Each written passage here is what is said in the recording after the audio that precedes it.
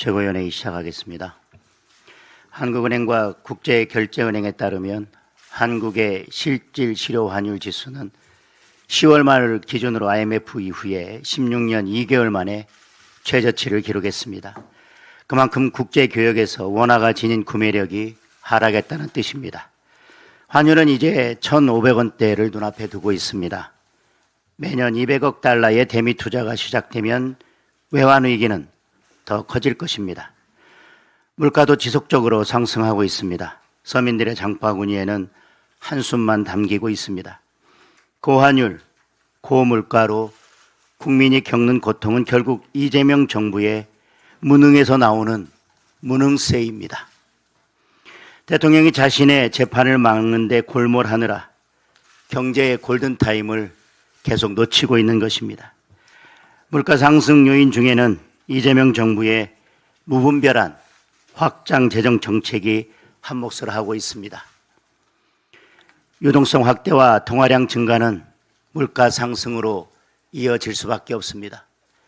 국민을 입틀막 하듯이 틀어막는다고 물가가 잡히는 것이 아닙니다.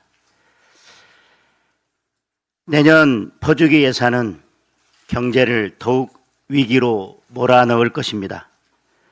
빚을 권하는 것은 복지가 아니라 미래 세대를 약탈하는 것입니다. 정부는 이제라도 확장 재정 기조를 건전 재정 기조로 바꾸어야 합니다. 약탈적 포퓰리즘이 아니라 청년의 미래를 챙기는 정책으로 나아가야 합니다. 경제는 구호가 아니라 과학입니다. 이제 호텔 경제학에서 벗어나야 할 때입니다.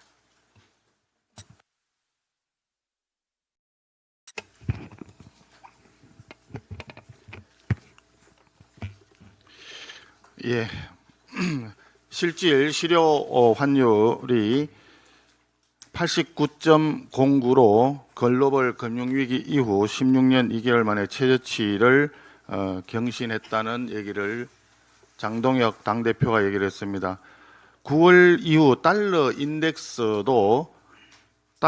상승폭이 3%에 불과한데 원화가 6% 넘게 약세를 보였습니다. 대한민국 원화만 유독히 가치가 떨어지고 있다.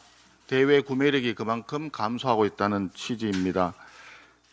환율 상승의 이유는 여러 가지가 있을 수 있습니다. 그렇지만 한마디로 요약을 한다면 대한민국 경제에 대한 구조적인 불신, 다시 말해서 대한민국 경제의 미래가 매우 어렵다는 뜻일 것입니다. 거기에다가 확장적 재정정책을 무리하게 추진을 하다 보니까 결과적으로 소모적인 재정지출이 늘어나고 이에 따라서 시중의 원화 유동성이 늘어나면서 국가 부채가 늘어나는 악순환이 계속됨으로써 결과적으로 환율이 지금 1,470원을 돌파하고 있는 상황인 것으로 보입니다. 정부 여당에게 촉구합니다. 지금 필요한 것은 무분별한 재정 살포가 아니라 경제의 기초 체력 회복을 위한 구조 개혁입니다. 경제를 정상화시키기 위한 기본적인 대책에 집중해 주기를 강력히 촉구합니다. 1015 부동산 대책 책임자인 김용범 정책실장이 김어준 유튜브 방송에 출연했습니다. 국회에서 국회의원을 상대로 고함을 치고 삿대질을 한 바로 다음 날이었습니다. 김어준은 주목도가 올라가서 우리는 좋다. 다음에는 더 세게 하라 라면서 궤변 같은 격려를 쏟아냈고 김용범 실장은 딸에 대한 애잔함을 언급하면서 감성팔이 해명을 늘어놓았습니다. 공직자로서 특히 대통령실 고위공직자로서는 대단히 부적절한 처신입니다.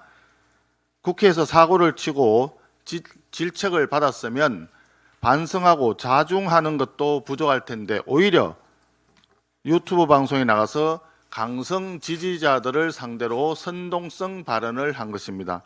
다시 한번 김용범 실장의 대국민 사과와 거취 표명을 강력히 촉구합니다. 그런데 유튜브 출연은 알고 보니 김용범 실장뿐만이 아니었습니다. 김민석 총리, 강훈식 실장, 김영훈 장관, 전재수 장관까지 이재명 정권의 고위 공직자들은 진중하게 국정을 챙기지는 않고 무슨 일만 생기면 바로 김어준 유튜브 방송에 나가서 머리를 조아리고 있습니다. 아마도 김어준과 개딸들의 눈도장을 받아서 지방선거 준비를 하는 것은 아니겠지요. 정부 여당에 경고합니다. 권력은 국민을 위해 사용할 때 가치가 발휘됩니다. 개인의 영달을 생각하는 순간 손에 쥔 모래처럼 사라집니다. 이재명 정권의 고위 공직자, 특히 앞서 말씀드린 5인방은 내년도 지방선거 출마 여부를 지금 즉시 국민께 밝히시기 바랍니다. 출마할 생각이라면 즉각 거취를 정리해야 한다는 점을 다시 한번 강력히 지적하는 바입니다. 예, 최고위원 신동욱입니다. 두 분 대표께서 환율 문제를 언급을 하시는 걸 보니까 저도 주말 내내 이 환율과 경제 문제 걱정을 했습니다.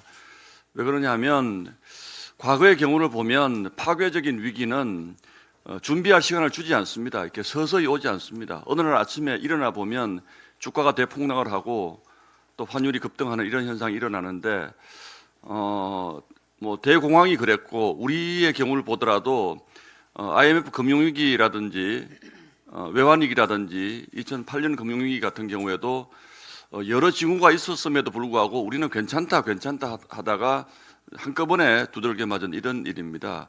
근데 최근 보면 1,400원대의 환율을 뉴노멀이라는 표현을 씁니다. 근데 그 뉴노멀이라는 게 사실 정상적이라는 표현이거든요. 그래서 과연 이거를 그냥 새로운 정상, 환율의 정상이냐 이렇게 볼 것이냐라는 대목에 대해서는 우리가 좀 다시 한번 생각을 해봐야 된다고 생각합니다.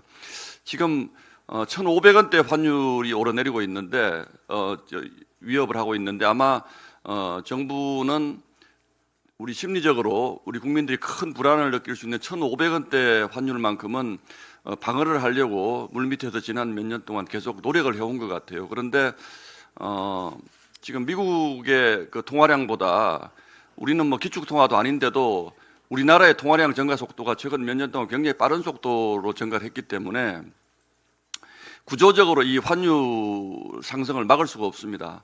잘 아시는 것처럼 우리나라의 환율의 상승 속도는 다른 나라보다 굉장히 빠릅니다. 이런 식으로 가면 달러 사기면 어려워지는 것이 아니고 다른 뭐 보통의 국가와 비교해도 우리 원화 가치가 급격히 떨어져서 사실상 휴지 조각이 될 수도 있는 이런 위기가 지금 과장이라고 할 수 없는 그런 상태까지 온 것 같습니다.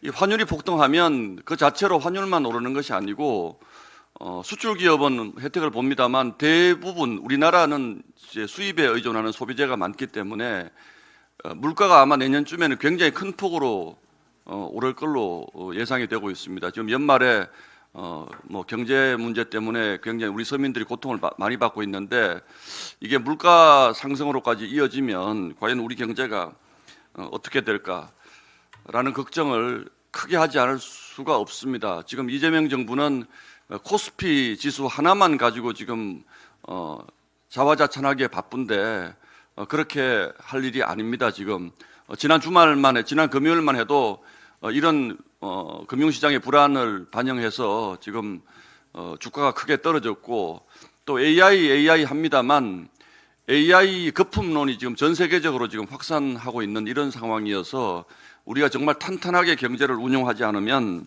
한국 경제 정말 절단 날 수도 있는 이런 상황입니다. 결국 문제는 우리 기업들의 경쟁력을 어떻게 강화시켜 줄 것인가 하는 데 있는 것 같은데 이재명 정부는 뭐 세금 정책도 그렇고 또 여러 가지 뭐 악법들 많이 지금 내놓지 않았습니까? 노란봉투법, 중대재해처벌법 그리고 더 센 상법 이런 것들을 가지고 우리의 경제의 기초 체력 그러니까 기업의 생존력을 갈수록 옥죄고 있기 때문에 과연 우리 경제가 이런 식으로 얼마나 더 버틸 수 있을까?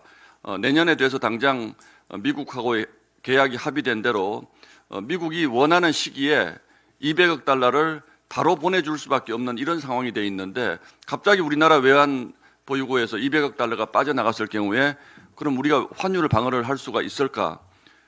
매년 아마 우리 정부가 200억 달러 정도를 풀어서 환율을 방어해 온 것으로 지금 알려져 있습니다만 그 여력이 완전히 없어졌을 경우에 순식간에 환율이 1,500원을 넘어서서 1,600원, 1,700원대까지도 갈 수 있는 이런 위기의 경고에 대해서 과연 이재명 정부가 어떤 대비책을 세우고 있는지 정말로 걱정스럽습니다.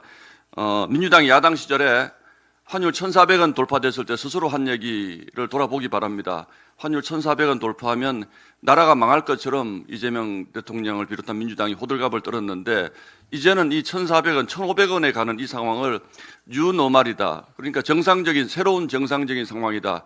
우리나라 돈의 가치가 이렇게 떨어져 있는 것이 정상적이다라고 합리화하는 것, 이 점에 대해서 우리 국민들과 함께 저희는 걱정을 할 것이고 이 부분에 대해서 계속 문제 제기를 해 나갈 것이라는 말씀을 드립니다. 이상입니다. 예.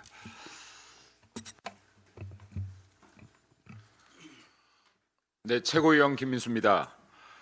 이재명 정권과 민주당이 또다시 내란 특별재판부 설치를 주장하고 있습니다.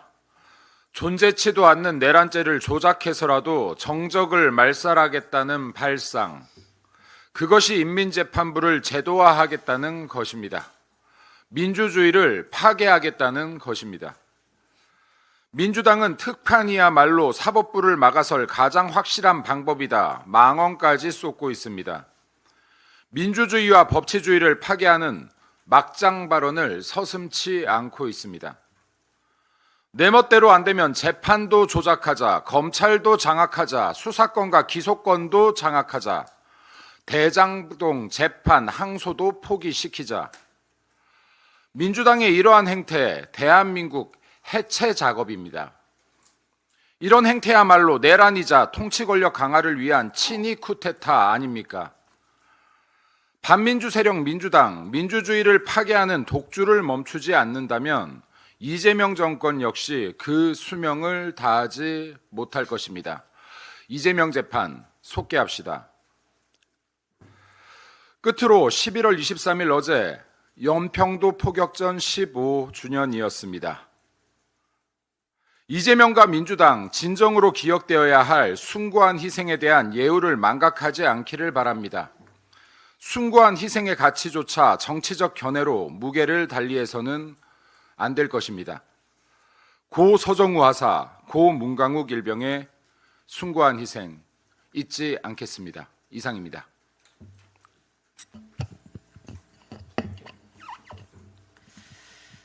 최근 AI만을 주구장창 외쳤던 대통령을 포함한 여당 주요 인사들이 한국의 반도체가 얼마나 중요한가를 뒤늦게 깨닫고 있습니다. AI를 공부하면 할수록 결국 반도체였다. AI 패권 경쟁은 결국 메모리 반도체 경쟁이다. 이런 탄식을 하며 저에게 이것저것 물어오는 인사들이 많습니다. 또 얼마 전에는 이런 제보도 있었습니다. 잘 알려지지 않은 중국 기업이 한국 메모리 전문가 30여 명에게 매우 파격적 조건으로 영입을 추진하고 있다는 겁니다. 그 전문가들이 중국으로 빠져나가면 한국 반도체 산업에 큰 타격이 올 거라는 우려입니다. 사실 어제 오늘 일이 아닙니다. 이미 너무 많은 인재가 중국으로 유출되었습니다. 공대에 미친 중국, 의대에 미친 한국, 다시 한번 생각을 해봐야 될 것 같습니다. 심지어 중국 정부 차원에서는 한국의 반도체 키맨 수십 명을 비밀리에 중국으로 스카우트해 갈 것이라는 제보도 있습니다. 이미 예견되었던 이런 상황은 한국이 가진 메모리 반도체 기술 패권이 아직은 미완인 한미 간 관세 문제와 미중 패권 전쟁의 향방까지도 좌우할 수 있다는 방증이기도 합니다. 대통령과 행정부, 국회와 여야 정치권이 진영과 이념을 넘어 함께 지혜를 모아야 한다는 뜻입니다. 현재 메모리 D램 재고는 2.7주, 사실상 바닥 수준입니다. HBM DDR5는 등장과 동시에 완판되고 줄을 서야 합니다. 삼성전자, SK하이닉스의 생산 물량은 즉시 출하가 끝납니다.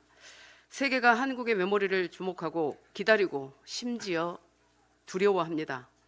AI 개발과 학습, 그리고 추론, 초지능 창발 영역까지 모두 GPU, HBM, 패키징, 파운드리로 이어지는 거대한 반도체 생태계 안에서 작동합니다. 한국이 AI 시대를 이끌려면 첨단 메모리 반도체인 HBM에 대한 구체적이고 철저한 육성책과 지원책이 절실합니다. 저는 다음 4가지를 긴급 제안합니다. 첫째, 메모리 인재 유출 방지책을 국가 전략으로 격상합시다. 프리미엄 패키지와 같은 국가 차원의 인재 보호책을 만들고 중국 등 해외 기업의 조직적 스카우트에도 단호히 대응해야 합니다. 무엇보다 반도체와 AI 핵심 기술 보호를 국가 안보, 국가 방위 차원에서 논의해야 합니다. 둘째, 오는 27일 반도체 특별법을 반드시 통과시켜야 합니다. 이 법은 단순한 산업 지원책이 아니라 경제 안보, 기술 식민지 방지, 미래 전략을 사수하는 법안입니다. 정쟁이나 기타 사유로 입법을 지체할 시간이 없습니다.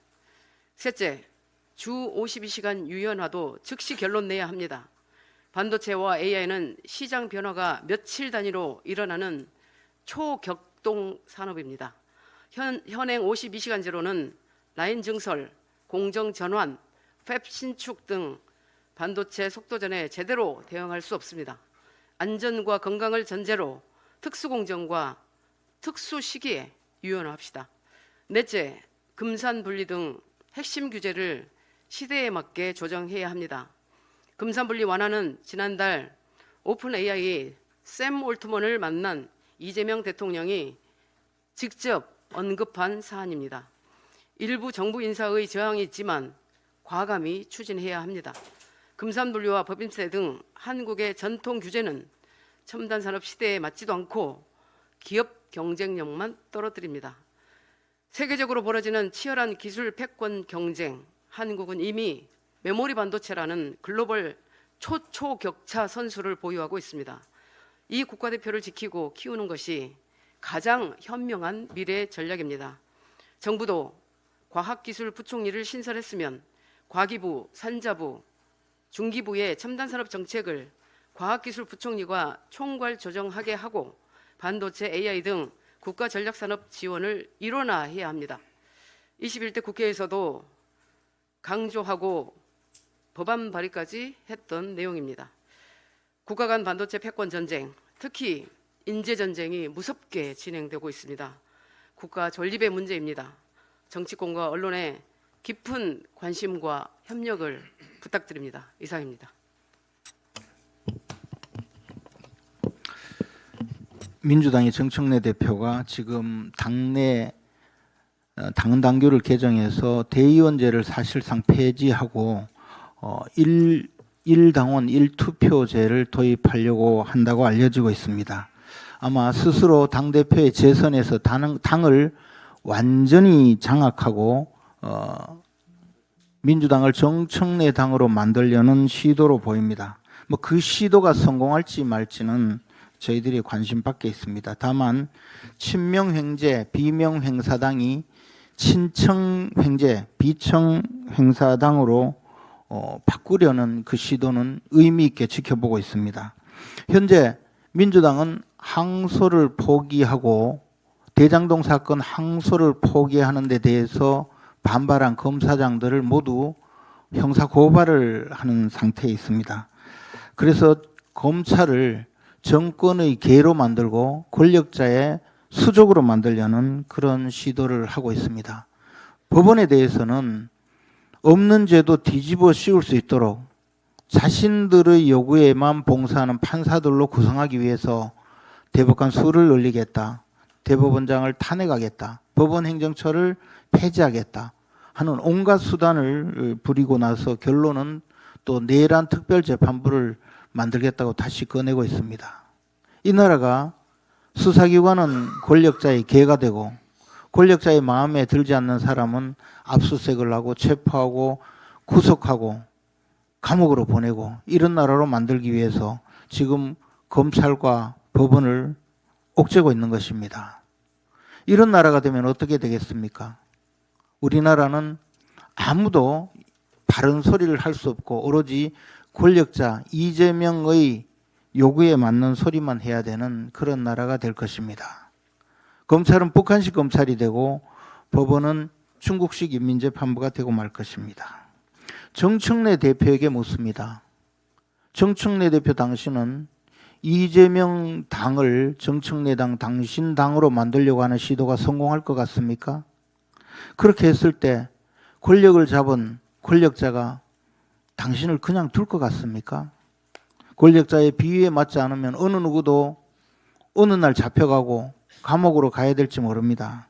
당신 손으로 지금 검찰을 옥죄고 법원을 해체하는 일에 나서는데 그 첫 번째 케이스로 바로 정청래 대표가 권력자의 눈밖에 나고 권력자의 마음에 들지 않아서 감옥으로 갈 수도 있습니다.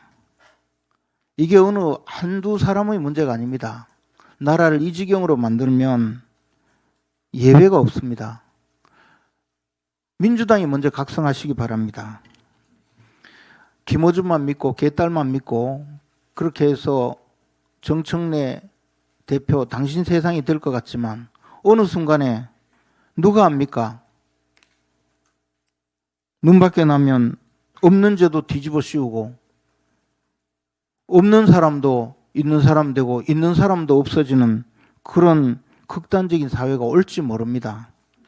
민주당은 검찰 목조르기, 법원 해체를 중단하시기 바랍니다. 당신들이 살려면 우리의 요구를 귀담아 듣기 바랍니다. 청년 최고위원 우재준입니다. 어제는 연평도 포격 15주기였습니다. 고 서정우 하사, 고 문강욱 일병과 같은 시기 군 복무를 수행 중이었던 동세대 청년으로서 깊은 추모의 마음을 전합니다. 우리는 그 청년들의 희생 위에 오늘을 살아가고 있습니다. 철모가 불에 타는지도 모르고 끝까지 대응 사격으로 자리를 지켰던 임준영 해병을 비롯한 당시 해병대원 여러분의 용기와 헌신을 결코 잊지 않겠습니다. 지금 이 순간에도 국가 수호를 위해 임무에 매진하고 계신 수많은 국군 장병 여러분께도 감사의 말씀을 전합니다. 올 한 해 청년 일자리가 12만 개가 증발했다는 기사가 나왔습니다.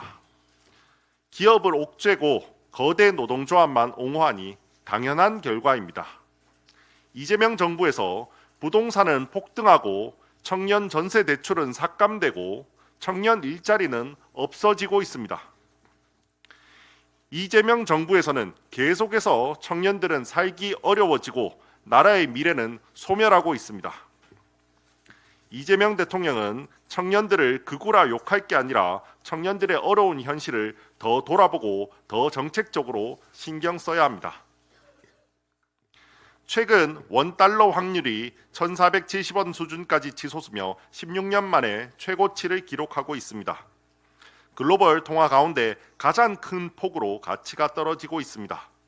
단순한 환율 변동을 넘어 한국 경제가 글로벌 시장에서 최약체 통화로 평가받고 있다는 신호입니다. 역대 역사적으로 원화가 1,480원 이상을 기록한 경우는 1998년 IMF 외환위기, 2008년 글로벌 금융위기, 그리고 지난해 비상계엄 사태 등 단 3차례뿐이었습니다. 그런데 이재명 정부는 순수 재능으로 환율이 1,480원을 넘기기 직전입니다. 원화 가치가 하락하면 수입 물가와 에너지 비용이 즉시 상승하고 기업과 가게 모두 실질적 부담을 떠안게 됩니다. 코스피가 폭등할 때는 경제 회복이라는 이름으로 연일 자화자찬을 늘어놓더니 이제는 코스피도 하락하고 환율은 폭등하고 있습니다. 현재 환율 폭등은 이재명 정부의 무분별한 재정 확장에 따른 원화 가치 하락, 한미 관세 협정 실패에 따른 대규모 달러 유출, 기업 환경 악화로 인한 장기 성장 가능성 저하 등 이재명 정부의 정책 기조가 복합적으로 영향을 미친 것입니다. 그럼에도 정부는 민생과 기업 경영에 직접 영향을 미치는 환율 이슈에 대해서는 애써 외면하고 있습니다. 정부는 즉시 외환시장 불안 요인에 대한 종합 대책을 내놓고 국민에게 현재 상황과 대응을 분명하게 설명해야 합니다.